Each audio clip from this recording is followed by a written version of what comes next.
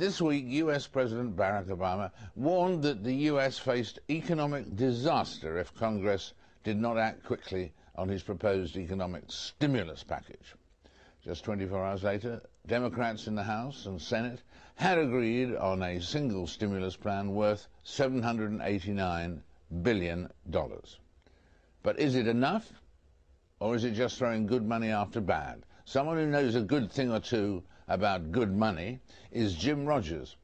He became a Wall Street legend after co-founding the Quantum Hedge Fund in 1970 with George Soros. In a decade, Quantum Fund gained 4,200%. That's 4,200%. And he's with us now, joining us from Singapore. Jim, welcome. I am delighted to be here. Tell me something, first of all, from that intro. Will the stimulus package work, be a plus, or is it not effective? No, it's a negative. They're making things worse. They have been throwing money out the window for 2 years now, and it has done no good. Things continue to get worse. It's going to continue to. It's exactly the same mistake the Japanese made in the 90s. The Japanese spent gigantic amounts of money, and they would not let people fail. They propped up banks. They propped up zombie companies, and they still haven't recovered 19 years later. We won't either. What would you have done if you'd been in the president's position? What measure would you have brought in? I would have let them all fail. I would have let the people who were incompetent and who were insolvent, I would have let them fail. The way the system is supposed to work, when times like this come, the solvent people, the competent people, take over the assets from the incompetent people, and then you start over again from a sound base. This is what South Korea did, Russia, a few other countries did it this way, and they did fine. What they're doing this time is they're taking the assets away from the competent people and giving them to the incompetent people and saying, now you compete with the competent people with their assets and their money. It's terrible economics, and it is horrible morality. Not that politicians care about morality, but it's not going to work. It hasn't worked before, and it's not going to work this time. But was there any alternative to saving some of these people? Because wouldn't, in a democracy, the pressures not to let so many companies go to the wall, go down, would be too great? Of course, it would have been a horrible year or two, but David, we've had a terrible 10 years of excess. When you have periods of excess like this, you don't just shrug it off and say after 6 months, well, everything will be okay now. Somebody has to pay a price when you have gigantic, long periods of excess. Yes, America and the UK would have had a very bad 2 or 3 years, just as Korea had a very bad 2 or 3 years, just as Russia did, just as Mexico did. But then they came out of it much better off. America would not have had fun, I assure you. But it's better to do it this way than to have 13 years of bad times, or 20 years, or whatever it's going to turn out to be. Who do you blame for the current situation? Do you blame bankers, or do you blame the power now aggregated to hedge funds, one of your fields?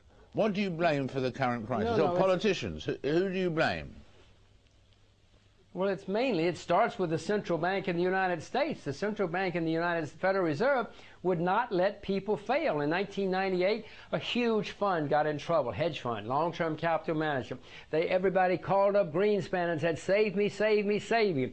Had he let long-term capital management collapse in 1998, Bear Stearns would still be in business. Lehman Brothers would still be in business because they would have taken such a hit, and so many people would have been fired, some of these bozos who were doing this sort of thing, that you would not have had these problems now. Fannie Mae would still be in existence. All of these firms would be, but because Alan Greenspan would not let people fail for 15 years, that's why the system doesn't. He never let the system work. The way the system is supposed to work is when you make a mistake, you go broke. He refused to let people go broke. He saved his friends, and now we're all having to pay for it. The other people, of course, well, it's the same thing. It's the regulators, the government regulators. They were supposed to be looking after the banks on Wall Street. It's not the hedge funds, David. The hedge funds had nothing to do with this. The banks are the ones that are terribly, terribly, terribly regulated, and that's where the problems are, because the regulators didn't know what they were doing. Is there any way in a situation like this still to make money if you invest wisely? Can you make money in this situation? Always ways you can make money. Even in the 1930s and the Great Depression, there were people who came out of that with great fortunes. Some of the great fortunes in finance and industry were developed and built during the 30s. So of course there are. If you know something and you've got a good idea, you should pursue it. If you know about water treatment in Asia, for instance, you're going to make a fortune no matter what happens in the rest of the world. If you're in agriculture, you're going to make a fortune over the next 20 or 30 years. Farming has been a horrible business, David, for 30 years. It's about to be one of the best businesses. If you're going to be on the Wall Street or the City of London, get yourself a tractor and learn how to farm.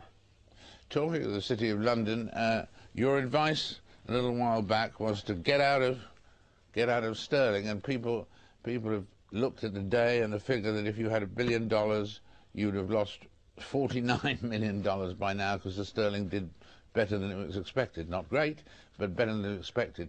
Do you still think people should get out of sterling?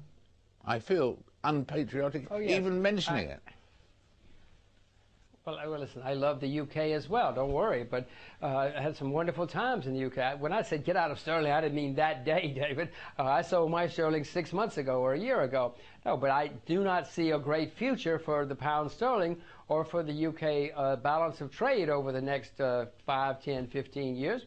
I don't like saying it, but people have to be realistic. You cannot invest with what you would like to happen. You have to invest on facts. And do you think the world organizations will be a help or not, like the World Bank and the IMF and all of those? Do you have any respect for them? Zero. The best thing that would happen if we could abolish the World Bank and the IMF, you know, they were set up in 1945 and 6 with very sound goals and very sound aspirations. They have far, far, far left behind those aspirations and goals. They're now run by people who do little more than take care of themselves, their own pensions, their own perks, their own salaries. If you work for the IMF or the World Bank, you have a great life. But they've not done much for the rest of the world. You look at their projects and you would be mortified. Well, it's a joy.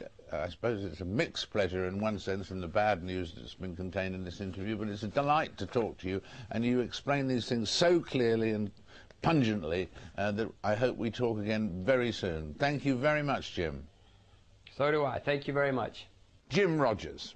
After the break, the current chaos after the election in Israel.